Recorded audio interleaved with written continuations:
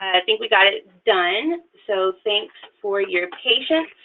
And thank you to Dejan for joining us today to talk about the voluntary services and shelter dynamics. And with that, I am going to turn it over. Great, thank you, Tamara. Yeah. Okay, so welcome everyone to Voluntary Services and Shelter Dynamics, what it means and why it matters. Tamara, will you click the next slide for us? Okay, so your presenters today are myself, Dejan Knapp. I'm a clinical social worker and the Vice President of Safe Housing Services here at Divis in Tulsa. We also have Giselle Willis, who is our Transitional Housing Case Manager. Hello. And Ashley Henson, who is a shelter survivor advocate. Hi, everyone. We wanted to let everyone who's joining us know that part of the reason that we wanted to present on this topic is because we have gone through a lot of changes in our safe housing programs, making the switch to voluntary services, and have kind of learned through trial and error. And we've had the opportunity to connect with a lot of other providers and learn from their process. All of that information will be included today. And we also are a pretty informal group. We work together every day, so you'll hear different voices sometimes jumping in to kind of further explain a point or give an example. And we really, really encourage any question, concern, comment that pops into your head. Please share it with us and we will address them as we can. Next slide.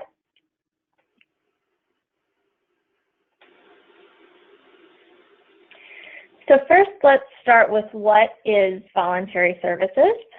So when we started using this language at Divis originally, I think there was a lot of confusion around what it meant. So we're going to try to clear that up a little bit, at least what it means for us and what we see other providers doing in the DV anti-violence field. So voluntary services is client-driven, which means that participation in programs offered is voluntary and not a condition of housing or receiving other services. So if you're following a voluntary services model, your clients who are coming into shelter, don't have to engage in therapy. They don't have to meet with their case manager in order to have safe, stable housing or shelter for the time.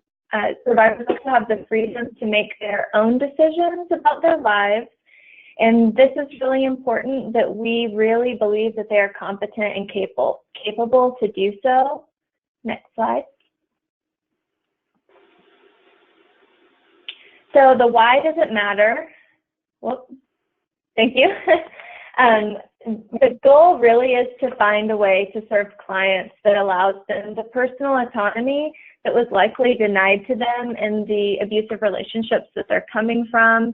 That is a tenet that we remind ourselves of regularly when we kind of hit a barrier or we're getting frustrated. We try to remind ourselves and our team members that we are working really hard not to replicate that power and control that they're coming from. This approach also emphasizes respectful and welcoming behavior in all aspects of our work, so that services can be driven by the specific needs, wants, and individual goals of the survivors that are coming to us, instead of maybe our own personal needs, wants, goals for that person. Next slide, please. Okay, everyone. Hey, this is Ashley. Again, I'm a survivor advocate over at the shelter. We did want to take a moment, and still continuing the question of why does this matter, we wanted to kind of take a moment to think about where did we even come from and how did we get to where we are. So first of all, we wanted to kind of bring up the fact that, emergency shelters kind of started around the 1970s and 80s.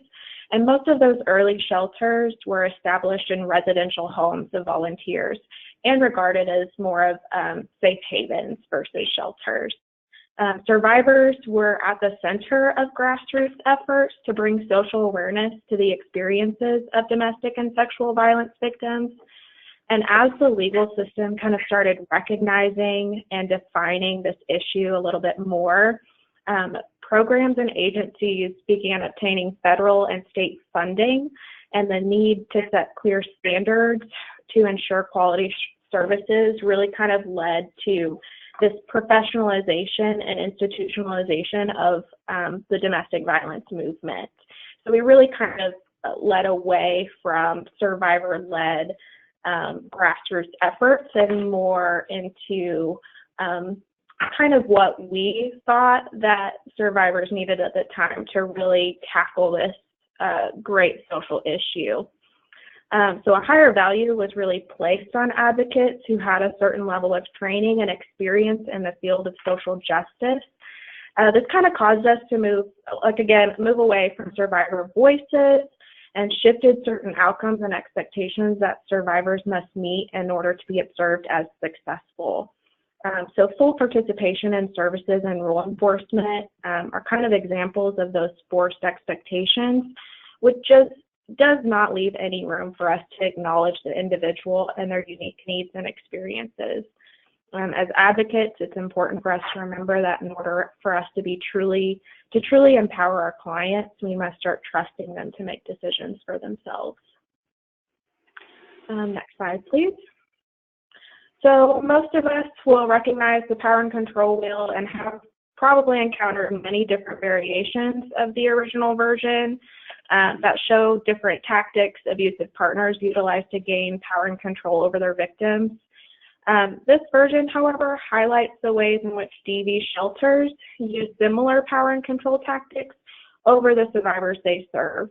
While we won't spend all of our time going over each piece, I strongly encourage you and the rest of your team to really take a close look and discuss internally how these might be showing up in your work with your survivors. When our program first started diving into what voluntary services meant for us, we also had to take a really hard look at what we were doing already, and unfortunately that meant facing some hard realizations that we held a certain power over our clients and used it in a way that is not unlike what their perpetrators were doing. For example, probably one of the biggest ones that we discussed was in the coercion and threats. You'll see that constant threat of eviction to keep their survivor in line. So whenever something felt uncomfortable or we were noticing that a client wasn't doing exactly what we expected them to do, it was always easier to go back to, well, if you don't start changing that behavior, then you won't be allowed to stay in our program. Or maybe this isn't the best fit for you, and let's talk about some other places that'll be a better fit. And how that is really demeaning to our clients, and that's not really engaging in active, respectful communication with them. Next slide.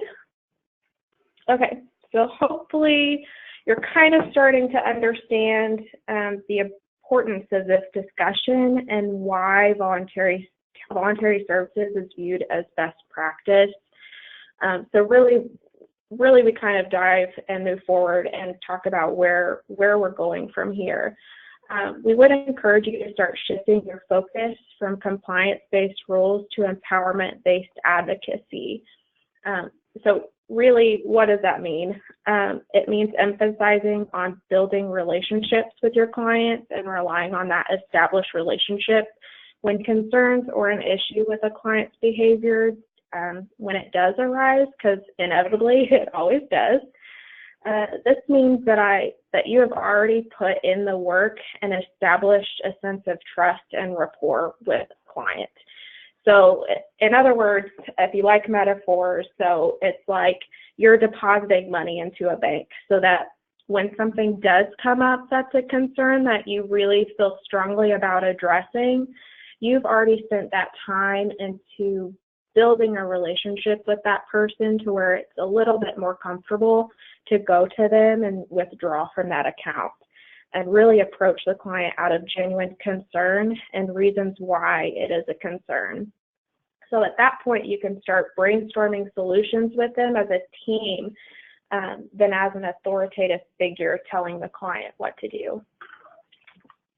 I think it's important for us to just take note that we know that different people who are joining us in the webinar today may be at various places kind of on the spectrum of implementing voluntary services. You may have just heard it, or you may be like worlds ahead of us, way further along.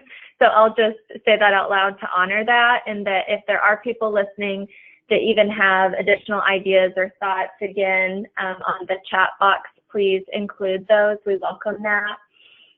And also we want to be upfront about some of the things that we're sharing in our webinar today.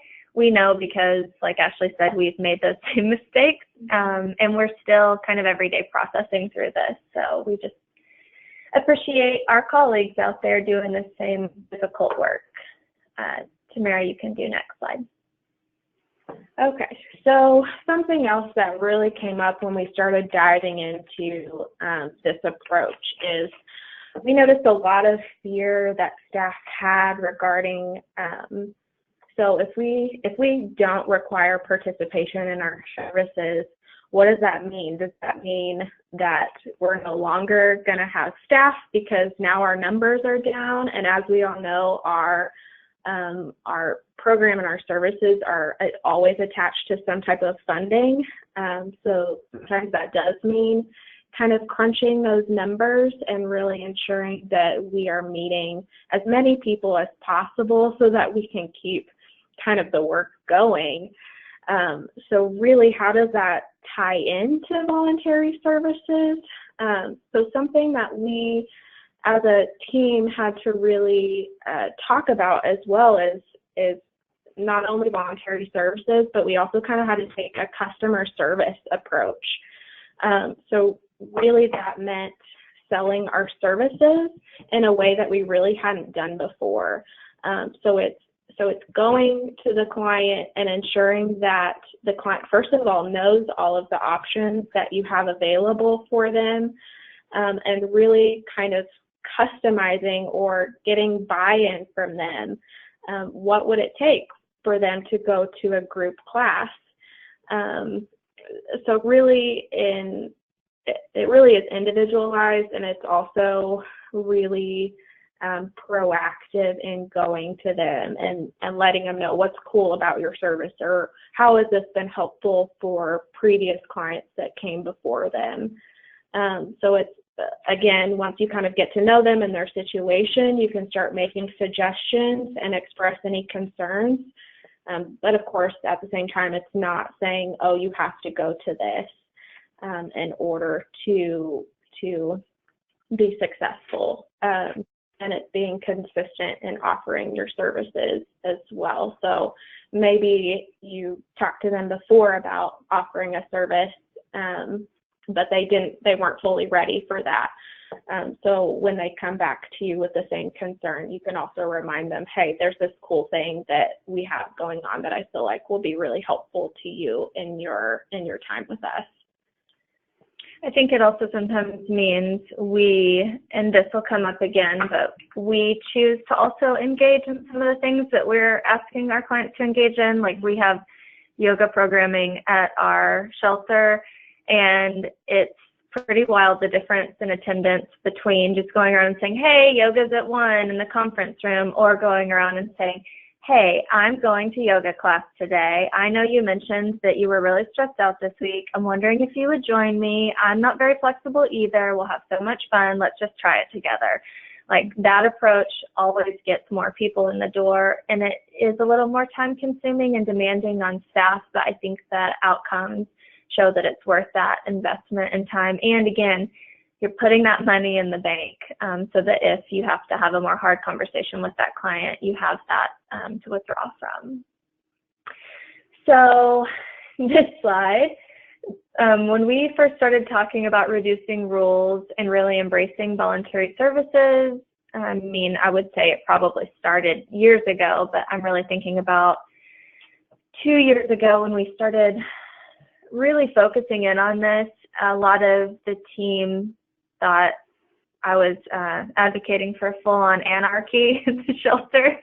But it's important for us to just note that voluntary services does not mean no rules.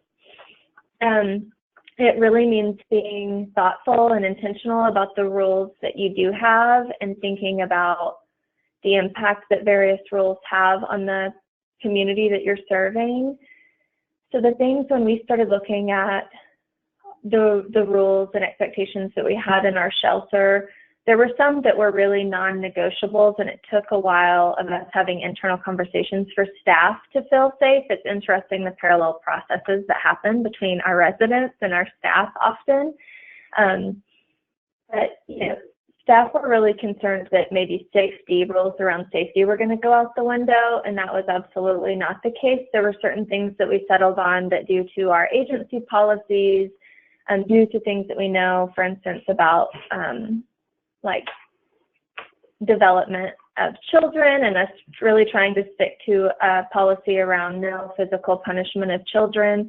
That's why you'll see the spanking listed under safety. We still ask that families really work with their advocates or with their children's staff to identify alternative methods of discipline. That way they can avoid spanking.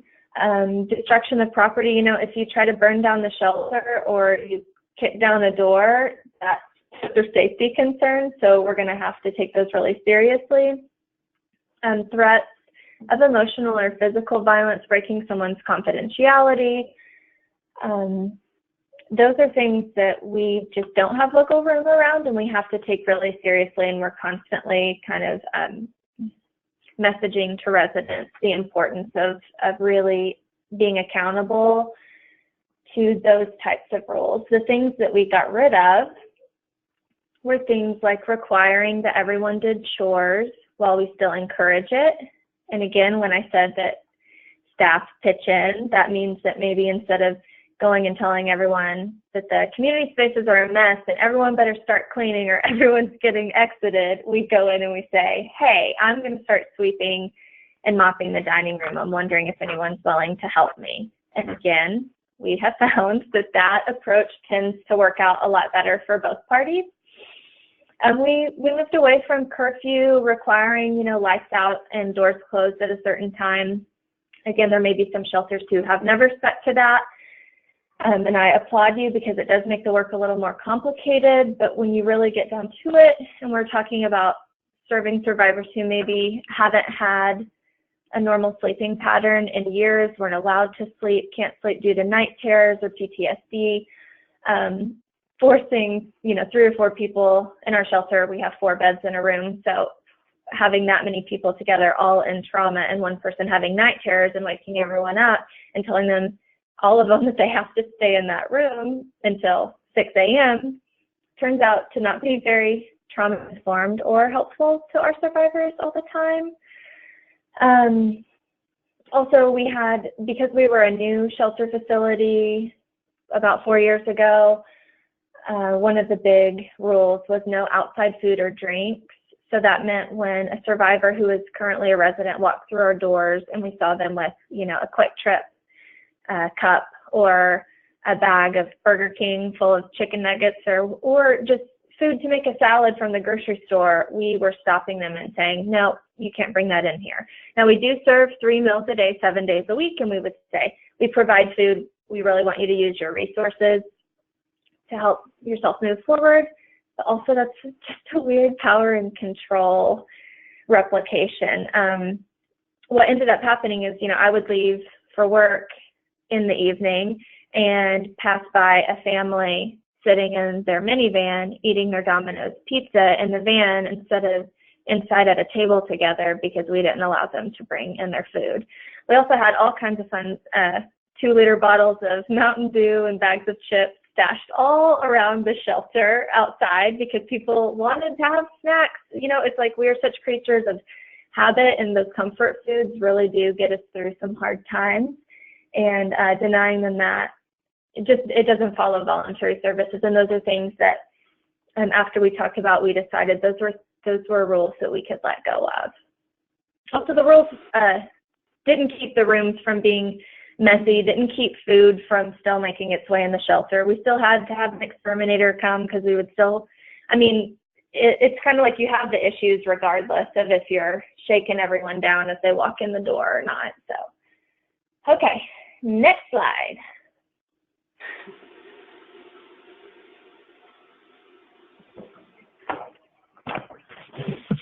Okay, hi, this is Giselle. I wanted to start with this quote because it's from a resource that has been really helpful to us. It was a study of 7 Missouri shelters, and it's called How the Earth Did Not Fly into the Sun. But I think it can be a useful guiding compass when you're trying to think about which ones of your rules are about safety and which ones are about comfort. So like John was saying, it's kind of hard to enforce these rules. Really, the only option we have is to terminate services. And that's kind of what the top part of the quote is about. The bottom part is a nice reminder that we're dealing with people in really dangerous situations. So at the end of the day, there's not going to be a whole lot that justifies putting one of our survivors back at risk. So even once you've decided on your safety-related rules, you're not always going to want to immediately terminate services for everybody. And that's where I would like to talk about how to enforce rules without terminating services.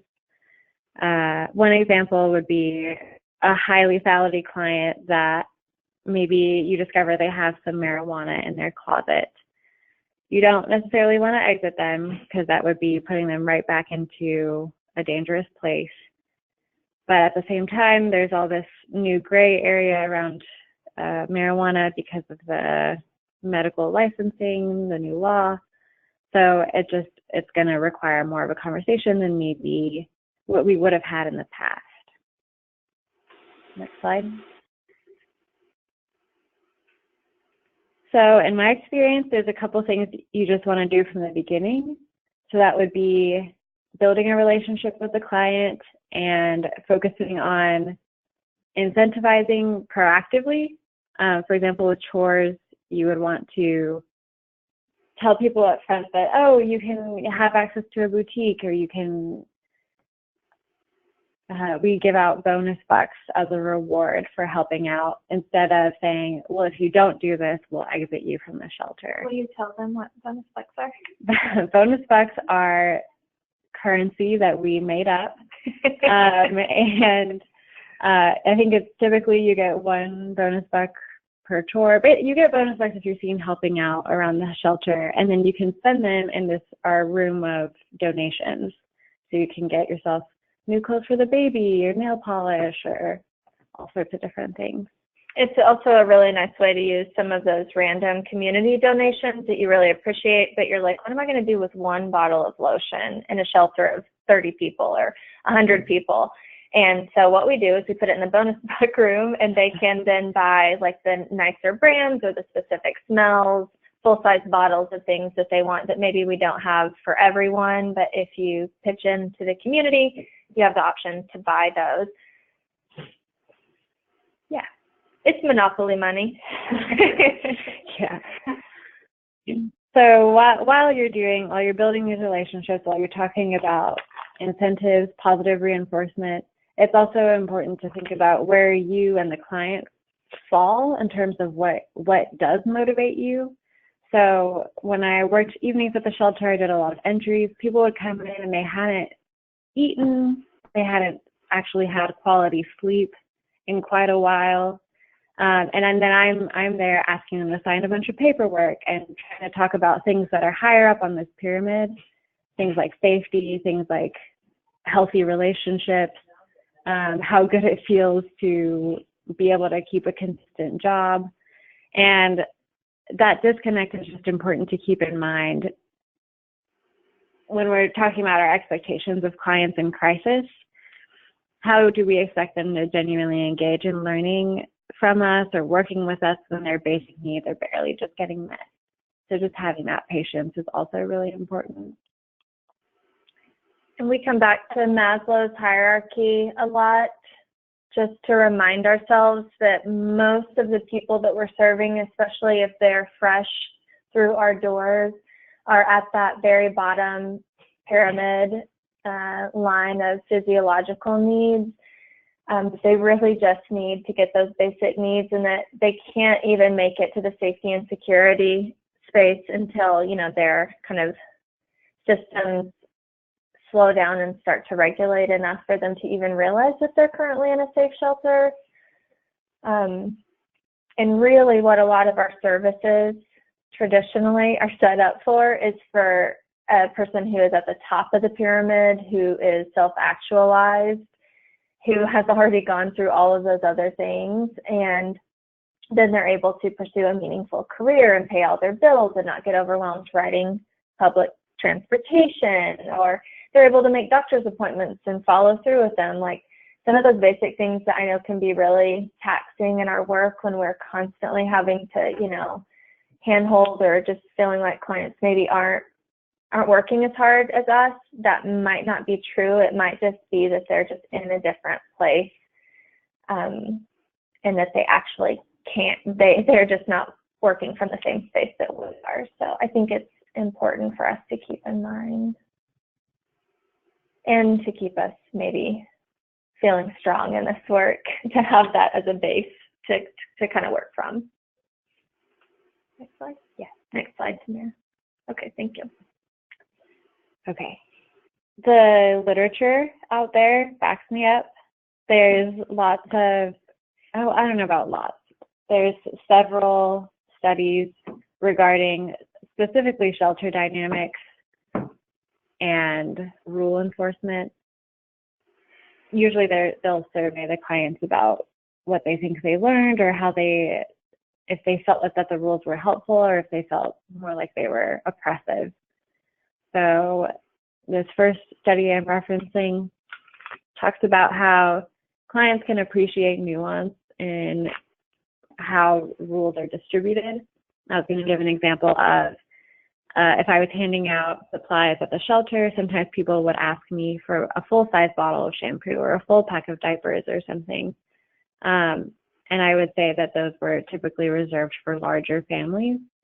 Especially if a person without kids is asking me for a full-size bottle, I would say, well, we try to give those to people who are here and have multiple children. And they were usually very understanding of that. It made sense to them. There was like a logical line of thought that they could follow. Same thing with how clients are appreciative of rules about safety. We used to have a rule about how clients had to smoke in front of the building after 11 p.m. so we could keep track of everybody who was coming and going. But they told us that they actually preferred smoking in this patio that was more secluded because they didn't like feeling so exposed, especially in the dark. And when they used this safety reasoning against us, we had no choice but to go with it. And they get to smoke on the patio now because they were right. It's more secluded, they feel less vulnerable.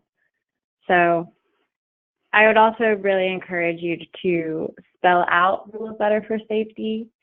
I mean, keep them in the first place, but then just telling someone that a rule is for safety or for their own good can be pretty patronizing, and also just doesn't convey the full extent of what you mean. You can say something that is about for safety, but you could also say it's so that the building doesn't catch on fire, or it's so that perpetrators can't get on property. And that is just a much stronger image. I was also going to say that I think our safe word, our key word is panda, because nothing's black and white except for them. So that's the key word for the webinar, panda.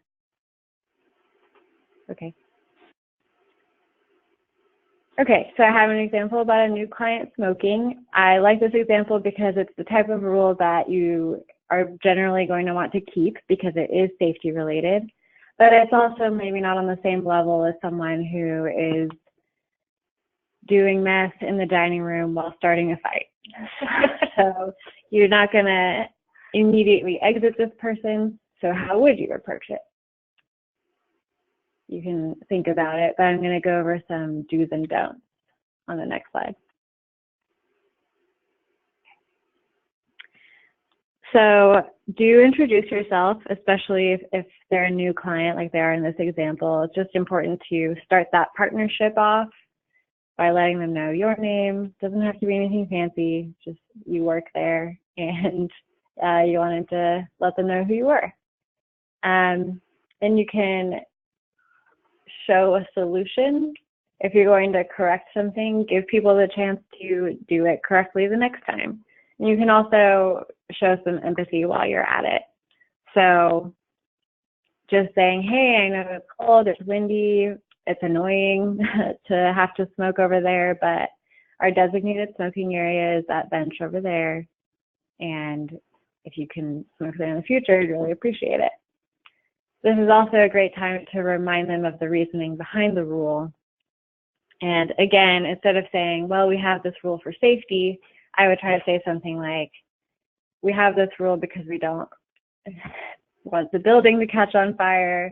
At the same time, because we could lose our status as an accredited shelter, safe place, if we don't keep in compliance with these rules that we didn't even decide on. But that's important too. A client can resonate with that. On the don't side, I know that I catch myself kind of assuming that they're just breaking the rule or doing something I wish they wouldn't because they are mad or have an attitude. It's important to catch yourself, and it's important to try to give them the benefit of the doubt, because that's not always what's going on. Most of the time, it's not what's going on.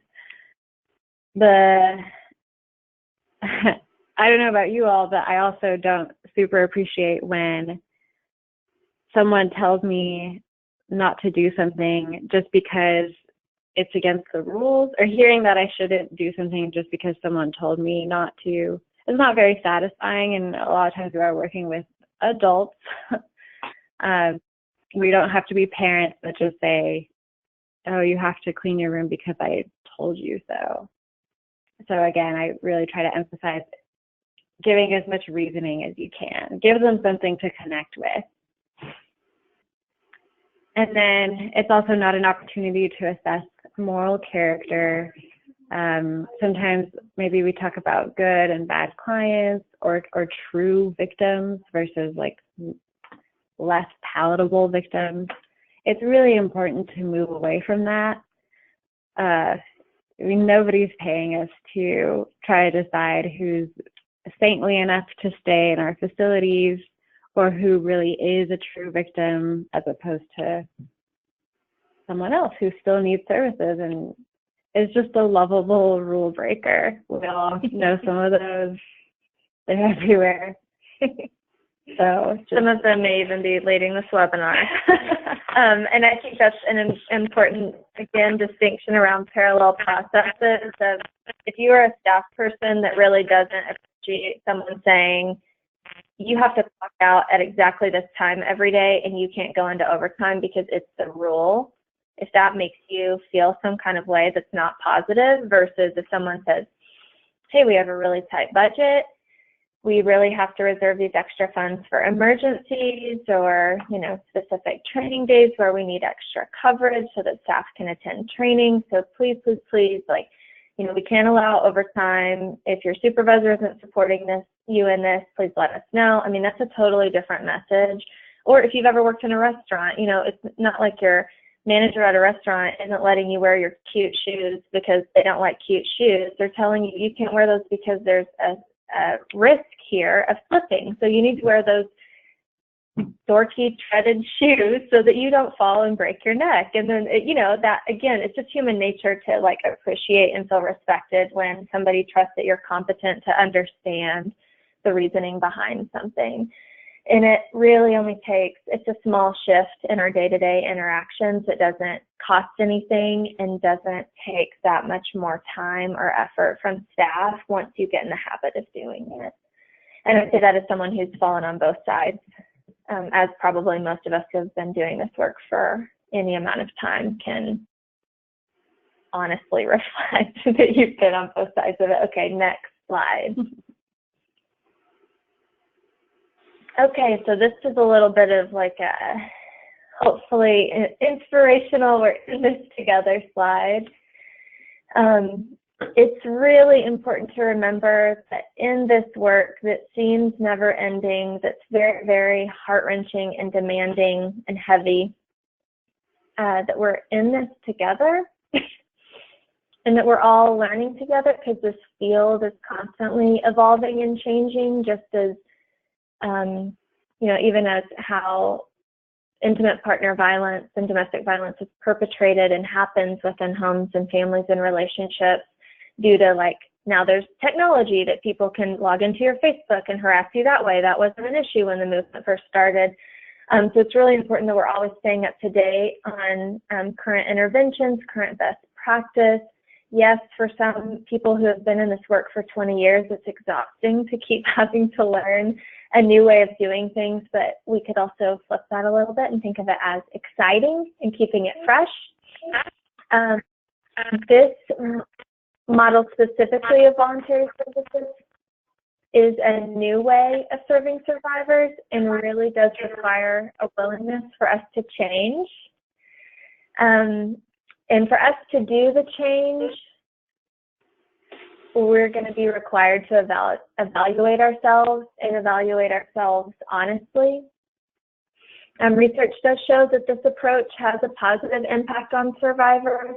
As Giselle mentioned, some of those research articles that, those qualitative research articles where they were interviewing a lot of survivors, they're saying that, you know, they can understand the nuance in roles, that voluntary services helps them to feel seen and heard, and individualized care is something that they appreciate.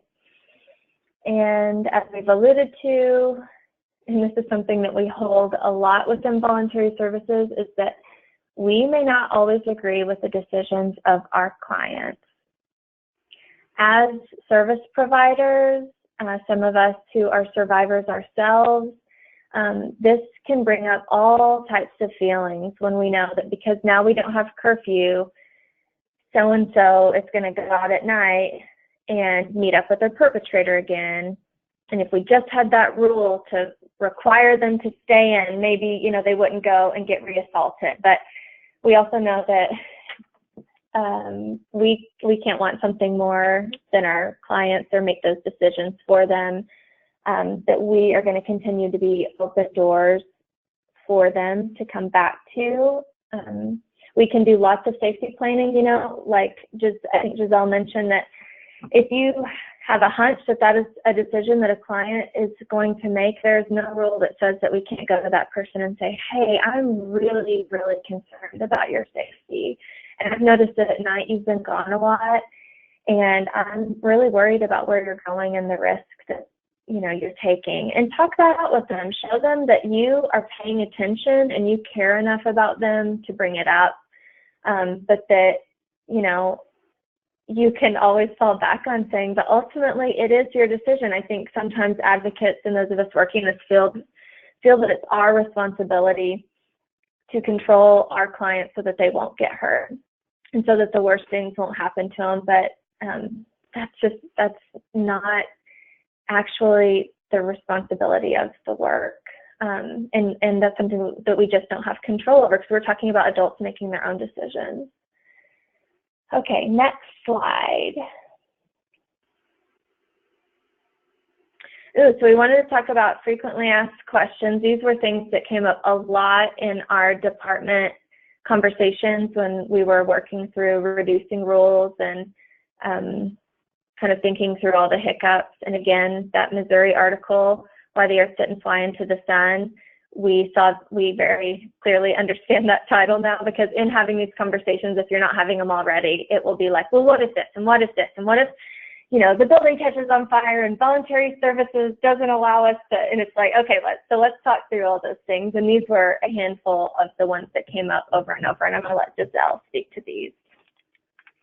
Okay, so chores, all of those comfort-based rules that we talked about earlier, people wonder, well, what's going to happen to those? Like we were talking about, bonus bucks, positive reinforcement is always a great way to encourage people to make those decisions. Like Dijon said, there's just because it's voluntary doesn't mean we can't be there every day, cheering people on, sweeping ourselves, like making that example. It also depends on the clients that you have at any given moment. Anybody who works in safe housing will know that you just kind of have different groups of people that come through. Sometimes you've got people that just clean when they can't sleep at night, or clean when they get anxious, and suddenly all the common spaces are spotless. So it depends. It takes some amount of being able to sit with that grayness of, oh, I guess this area isn't super clean right now. I guess the clients feel like something's like this isn't their space, or they're really busy working on things. It's always a great conversation starter too. Or were you going to talk about? Yeah, I'll let Ashley talk about OAG requirements and the intake process. Okay, so OAG requirements, this is something that kind of came up a lot for specifically for advocates that carry a caseload, which I just happen to be one of those at the shelter. We all know that we have certain requirements that we have to kind of make whenever we're in this work. So, for example, the intake process with the new clients that are coming in. Usually we have to be able to offer that within a few days, and then we have to do an individualized service plan within 5.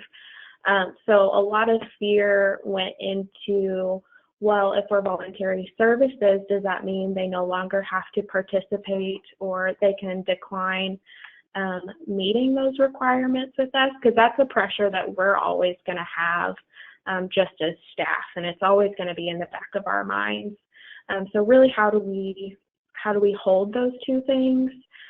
So a lot of discussion went around really what is the requirement? What does that actually look like? And when we looked at it a little bit closer, the requirement is to make sure that you have the service available. And that is really the key point in that. It does not necessarily mean always that has to be something that you force the client to sit down and do. It means that you have your schedule open and available, and you meet that client where they're at and let them know what to expect during that intake, and make sure that you and that client are setting some time aside to be able to get that done. If that's something or a service that they're okay with completing and that they're comfortable with. So really kind of what our advocates did was we did start kind of letting we use Outlook for our calendars, of course. So we kind of set a bunch of appointment times aside throughout the week because we all get busy. Sometimes it's really hard to squeeze those things in. So we started posting those up on our doors, so that if for whatever reason maybe you talked to a client and in that moment they weren't very sure if they wanted to engage in that service, we always let them know, hey, this is how you can go back and sign up for an appointment to see us if you end up changing your mind later.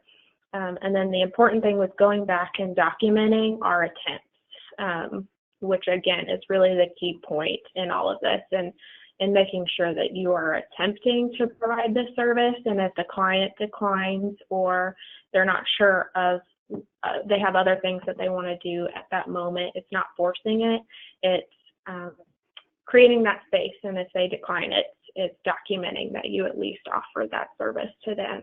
And really at the end of the day, that does meet OAG requirements.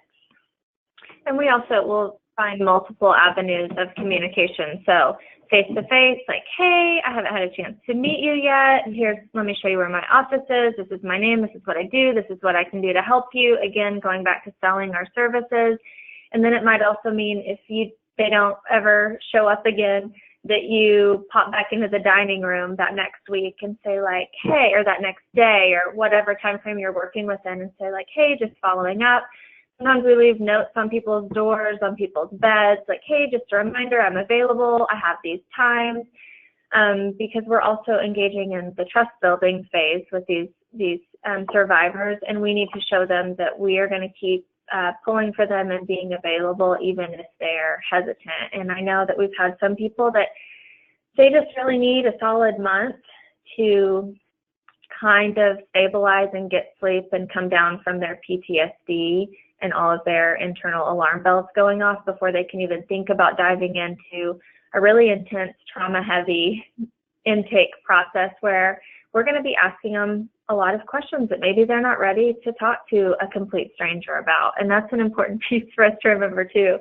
We might have all the education experience, we might be survivors ourselves, but for most of the people we serve, we are strangers, and we are asking them to talk about their most shameful, embarrassing, traumatizing, you name it, they've felt it, experiences. And so we really have to give some grace and space.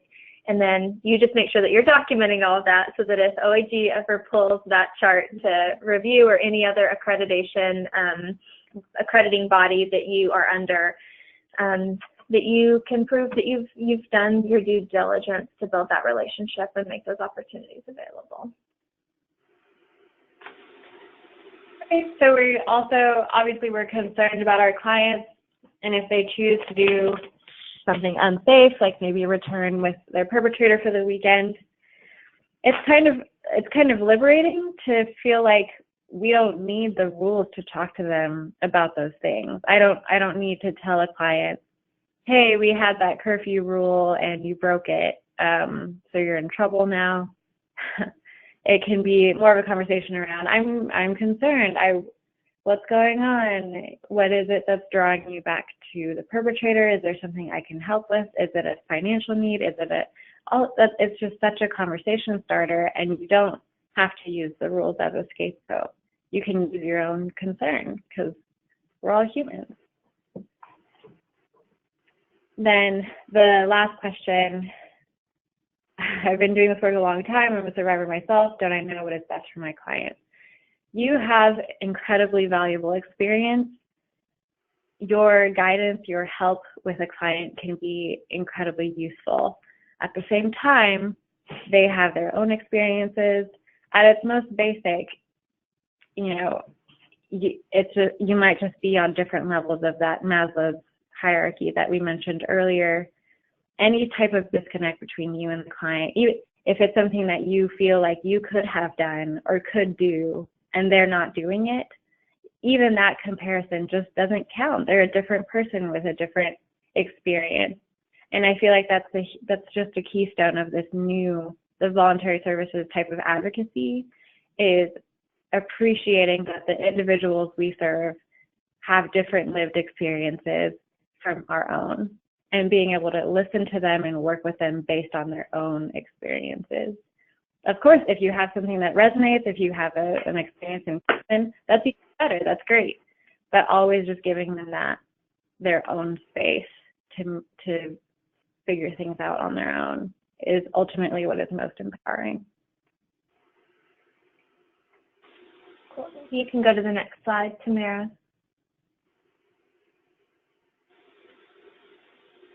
Okay, so we almost wrapped up our PowerPoint without these next two slides, and then we got to talking, and we were trying to think about what is meaningful to us when we're attending a training or a webinar, and definitely, some real talk about hiccups that have been experienced by other programs are helpful, instead of being like, look, we did everything perfectly and this is so easy. That we don't find that to be very helpful.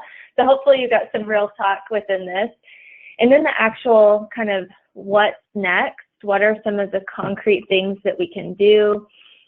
So we'll have a reference slide at the very end that gives a list of books and articles, resources on trauma-informed care, client's right to self-determination, vicarious trauma, and voluntary services. I know for some people in our line of work, they were like, well, I just figured out this trauma-informed care. Now you're telling me about voluntary services, and they're so closely linked. We are not getting rid of trauma-informed care by any means. Also, for those of you in the field who have maybe a social work background, or who are licensed clinicians, or maybe even some of your agencies even have kind of your values identified, client's right to self-determination is one that you're going to see over and over and over. For me, it is a social work code of, in my social work code of ethics. So it's something that I closely kind of align with and read up on and try to make sure that I'm following, because it ties in very, very closely, running parallel to voluntary services. We've also found through this process that voluntary services actually brings up more in us as providers than it is bringing up in the people we serve. So it's good to just be really honest about that, and that's why I put the vicarious trauma piece, because there's a lot of good intentions that get caught up in voluntary services. So I just want to kind of honor that. For what's next, it's also important to identify the why of your work. You know, why are you showing up each day? Why does your agency exist? Say those things out loud. Maybe, again, looking at your agency's mission or your values to kind of propel you into that. Meet with people on your team who have influence and are pro-voluntary services to make a plan to call others in. That is why Ashley and Giselle are in this, leading this webinar with me, because they were both really influential on my team as far as they got on board really quickly. They aligned professionally and personally kind of their own values and how they wanted to serve clients aligned with voluntary services. And they were the people always showing up to have these conversations or bringing new articles to me to read. So get your people together. Okay, so if you think your department or agency still has more work to do, or you're just not where you need to be, or this is all new and this excites you, gather your small little army and start making a plan. Next slide.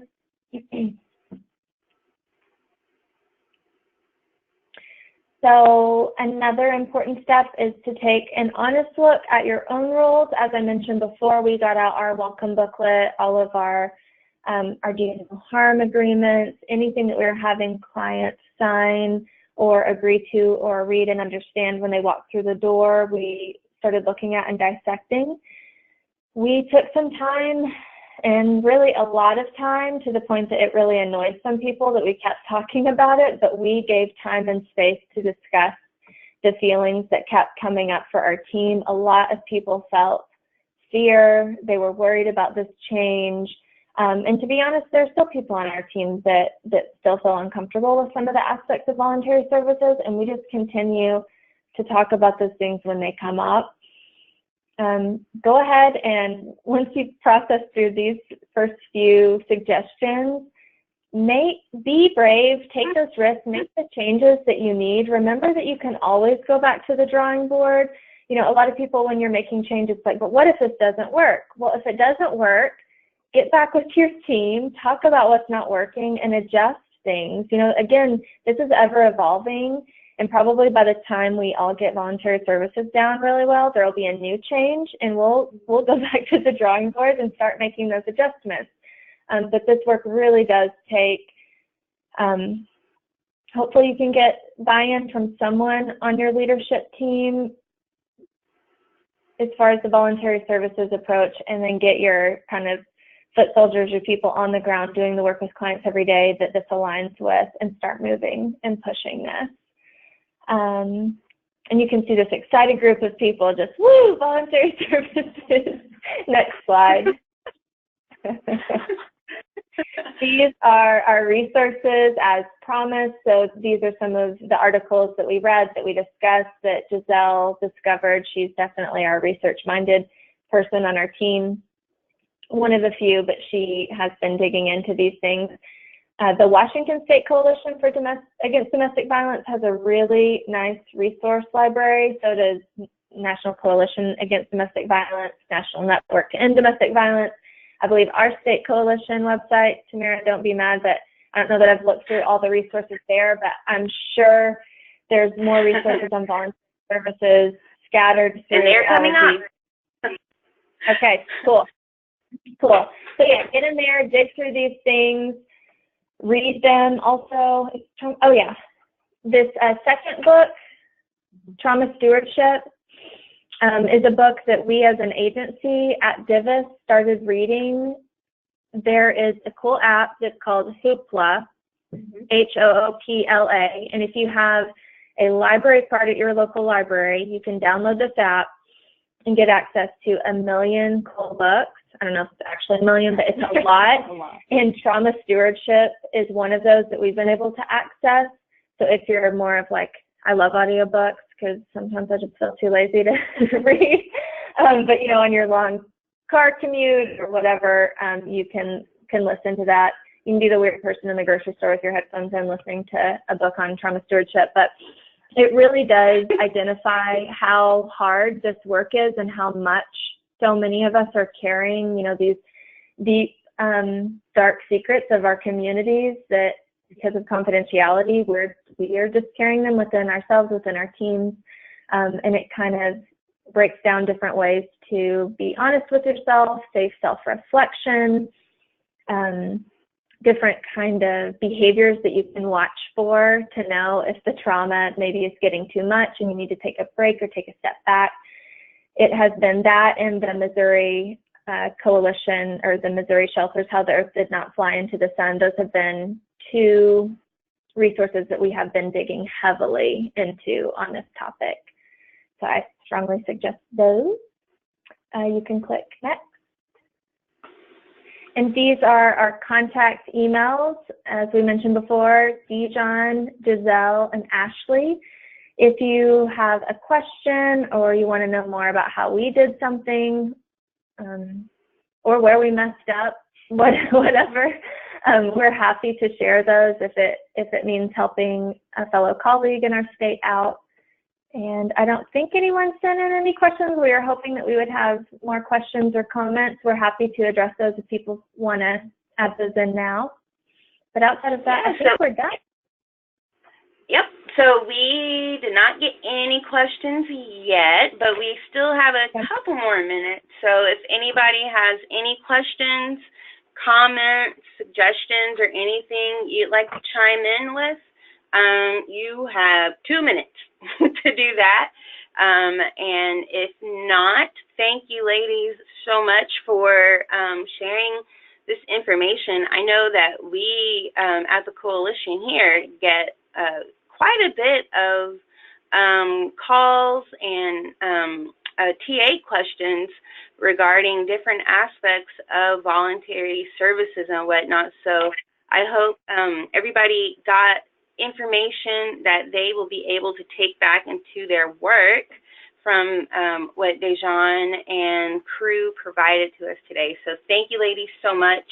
And it looks like everybody is either doing lunch or tuning out. So with that, I will go ahead and wrap it up. And again, if anybody has questions about anything that was shared today, please reach out to Dejan or Giselle or Ashley and get it all taken care of that way. Secret word is panda, because only pandas are black and white, right, ladies? Yep, that's right. Yep, panda. So the quiz is up on SurveyMonkey, and I am sending out links to it all, so everybody will be good to go. And with that, I bid y'all adieu. Thank you. All right. Thank you, Tamara. Bye, everyone. Thank you.